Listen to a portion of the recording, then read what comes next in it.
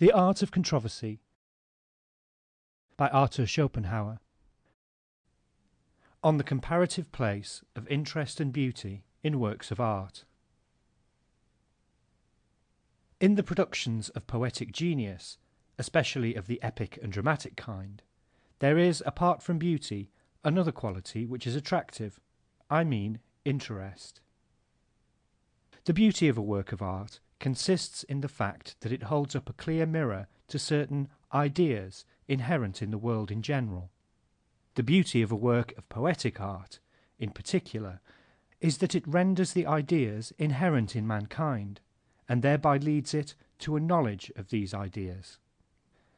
The means which poetry uses for this end are the exhibition of significant characters and the invention of circumstances which will bring about significant situations, giving occasion to the characters to unfold their peculiarities and show what is in them, so that by some such representation a clearer and fuller knowledge of the many-sided idea of humanity may be attained. Beauty, however, in its general aspect, is the inseparable characteristic of the idea when it has become known. In other words, everything is beautiful in which an idea is revealed, for to be beautiful means no more than clearly to express an idea. Thus we perceive that beauty is always an affair of knowledge, and that it appeals to the knowing subject, and not to the will. Nay, it is a fact that the apprehension of beauty on the part of the subject involves a complete suppression of the will. On the other hand, we call drama or descriptive poetry interesting when it represents events and actions of a kind which necessarily arouse concern or sympathy, like that which we feel in real events involving our own person. The fate of the person represented in them is felt in just the same fashion as our own. We await the development of events with anxiety, we eagerly follow their course. Our hearts quicken when the hero is threatened, our pulse falters as the danger reaches its acme, and throbs again when he is suddenly rescued. Until we reach the end of the story, we cannot put the book aside. We lie away far into the night, sympathizing with our hero's troubles as though they were our own. Nay, instead of finding pleasure and recreation in such representations, we should feel all the pain which real life often inflicts upon us, or at least the kind which pursues us in our uneasy dreams, if in the act of reading or looking at the stage we had not the firm ground of reality always beneath our feet. As it is, in the stress of a too violent feeling, we can find relief from the illusion of the moment, and then give way to it again at will. Moreover, we can gain this relief without any such violent transition as occurs in a dream, when we rid ourselves of its terrors only by the act of waking. It is obvious that what is affected by poetry of this character is our will, and not merely our intellectual powers pure and simple. The word interest means therefore that which arouses the concern of the individual will, quod nostra interest. And here it is that beauty is clearly distinguished from interest. The one is an affair of the intellect, and that, too, of the purest and simplest kind.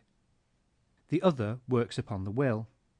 Beauty, then, consists in an apprehension of ideas, and knowledge of this character is beyond the range of the principle that nothing happens without a cause.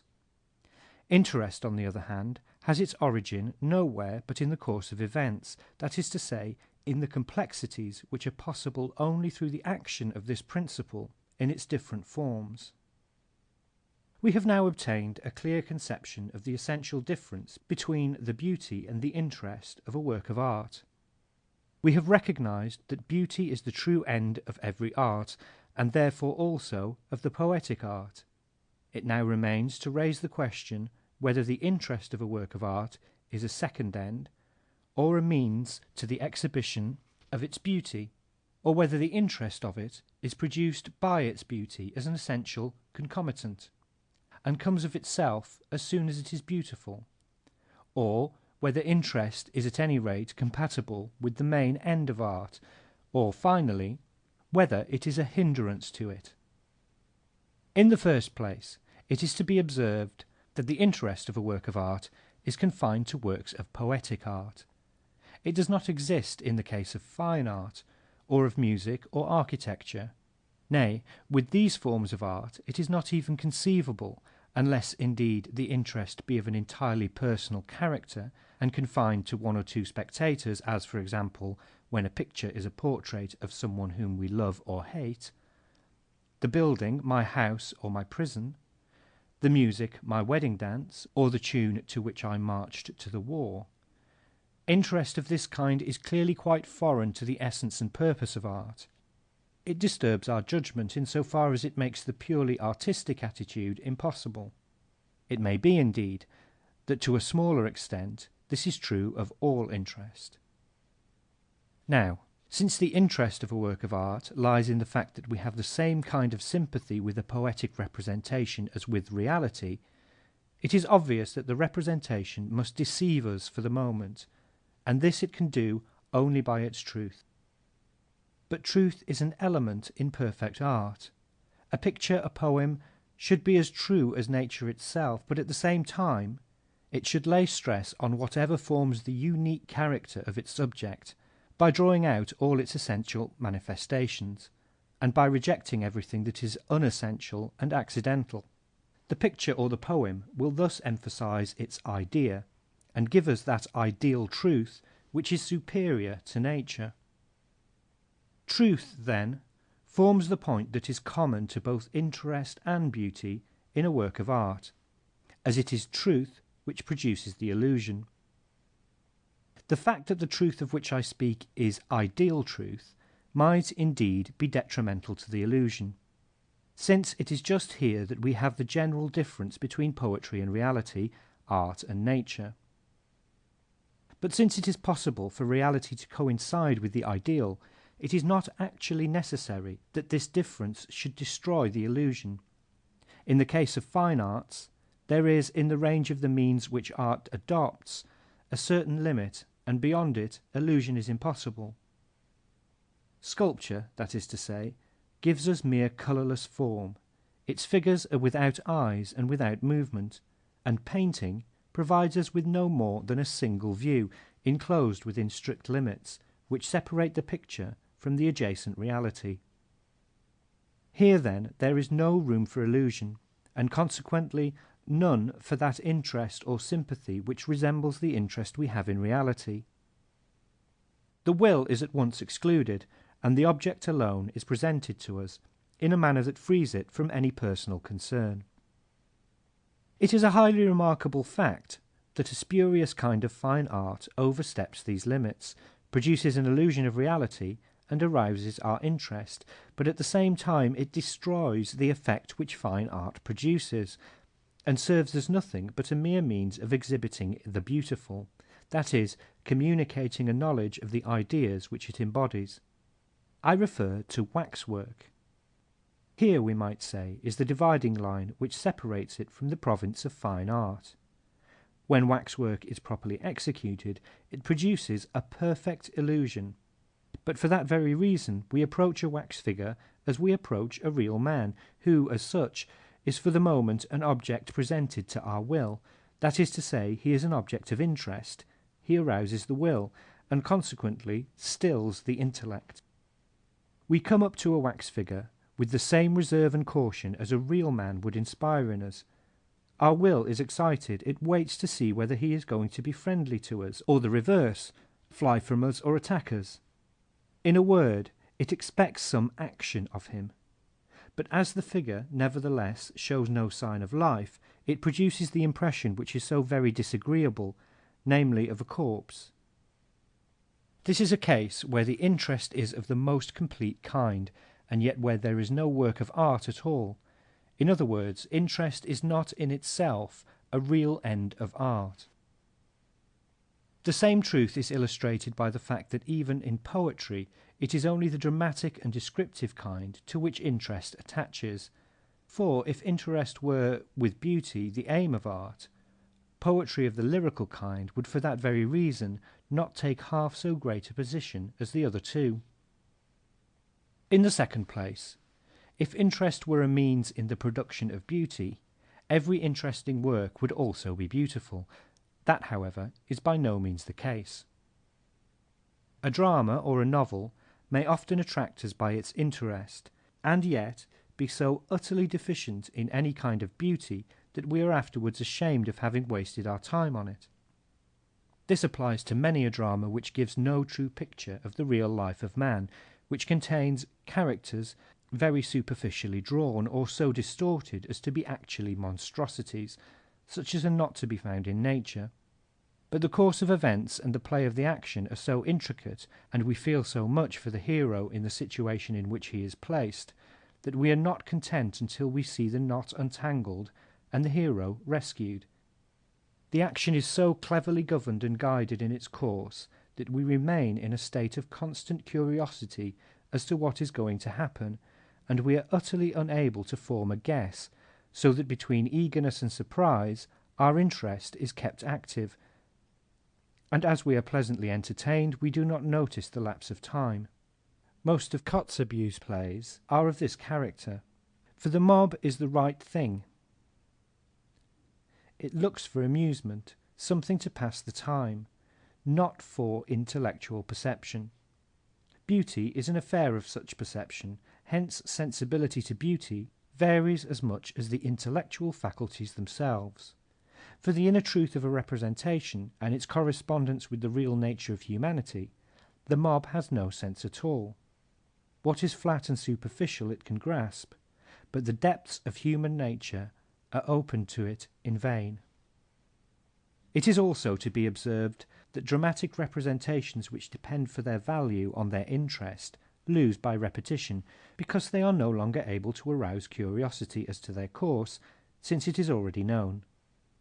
To see them often makes them stale and tedious. On the other hand, works of which the value lies in their beauty gain by repetition, as they are then more and more understood. Most novels are on the same footing as dramatic representations of this character. They are creatures of the same sort of imagination as we see in the storyteller of Venice and Naples, who lays a hat on the ground and waits until an audience is assembled. Then he spins a tale which so captivates his hearers that when he gets to the catastrophe he makes a round of the crowd, hat in hand for contributions, without the least fear that his hearers will slip away. Similar storytellers ply their trade in this country, though in a less direct fashion. They do it through the agency of publishers and circulating libraries. Thus they can avoid going about in rags, like their colleagues elsewhere. They can offer the children of their imagination to the public under the title of novels, short stories, romantic poems, fairy tales, and so on. And the public, in a dressing gown by the fireside, sits down more at its ease, but also with a greater amount of patience, to the enjoyment of the interest which they provide. How very little aesthetic value there generally is in productions of this sort is well known, and yet it cannot be denied that many of them are interesting, or else how could they be so popular? We see then, in reply to our second question, that interest does not necessarily involve beauty, and conversely, it is true that beauty does not necessarily involve interest.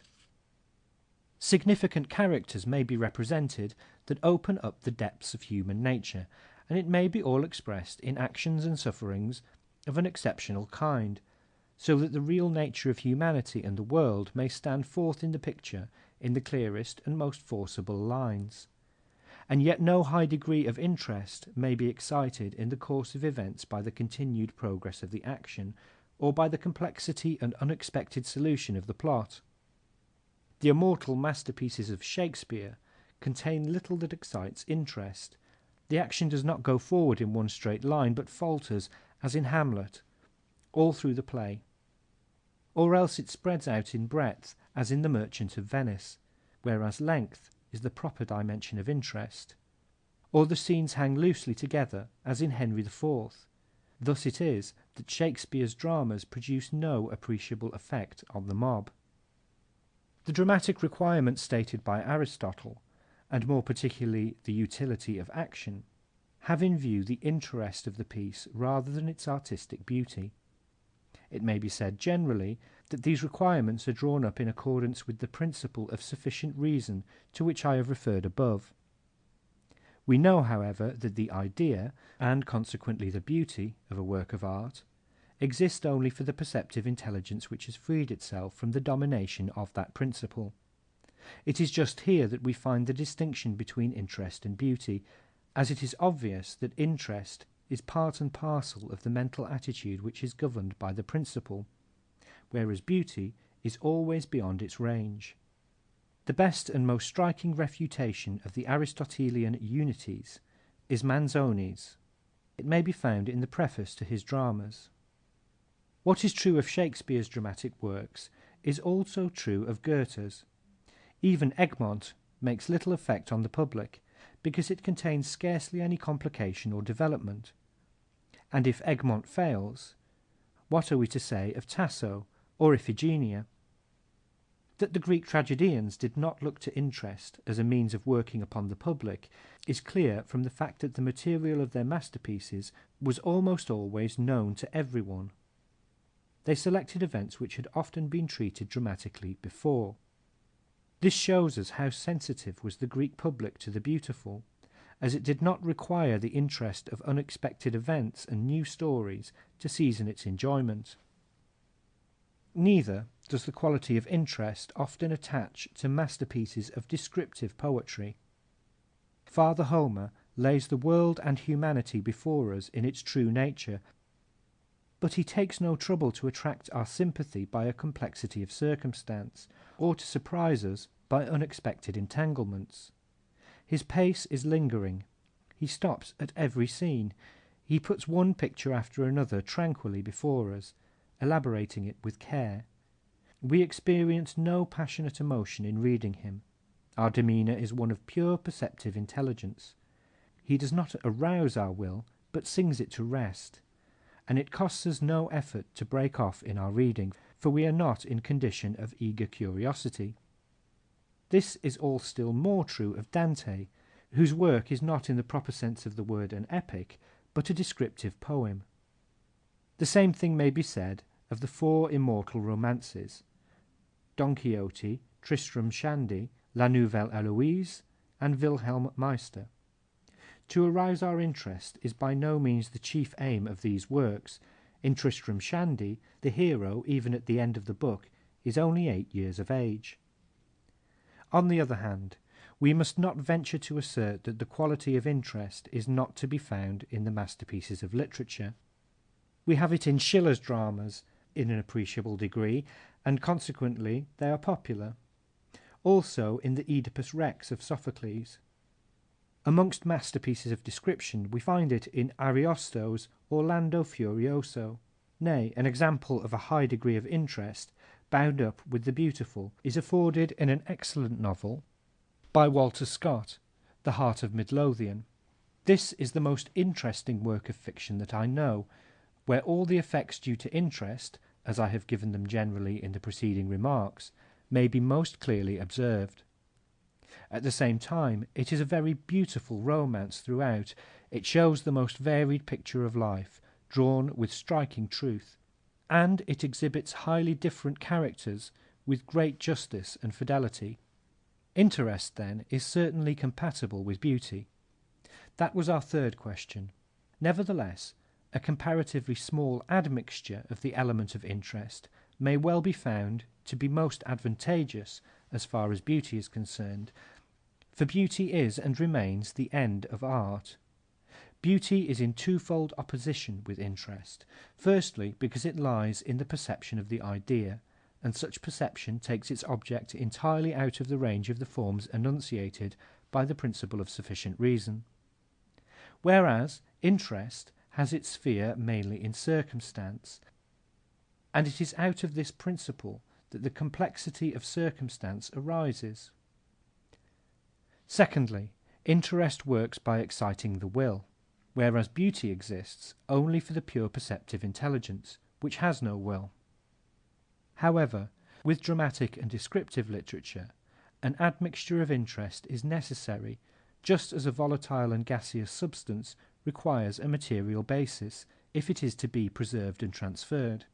The admixture is necessary partly, indeed, because interest is itself created by the events which have to be devised in order to set the characters in motion, partly because our minds would be weary of watching scene after scene if they had no concern for us, or of passing from one significant picture to another if it were not drawn on by some secret thread. It is this that we call interest. It is the sympathy which the event in itself forces us to feel, and which, by riveting our attention, makes the mind obedient to the poet, and able to follow him into all the parts of his story. If the interest of a work of art is sufficient to achieve this result, it does all that can be required of it. For its only service is to connect the pictures by which the poet desires to communicate a knowledge of the idea, as if they were pearls, and interest were the thread that holds them together, and makes an ornament out of the whole. But interest is prejudicial to beauty as soon as it oversteps this limit, and this is the case if we are so led away by the interest of a work that whenever we come to any detailed description in a novel, or any lengthy reflection on the part of a character in a drama, we grow impatient, and want to put spurs to our author, so that we may follow the development of events with greater speed.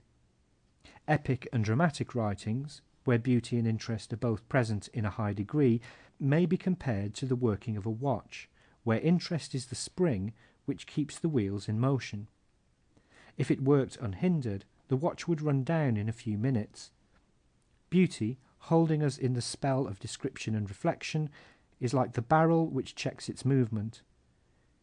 Or we may say that interest is the body of a poetic work, and beauty the soul. In the epic and the drama, interest, as a necessary quality of the action, is the matter, and beauty the form that requires the matter in order to be visible. End of section 7.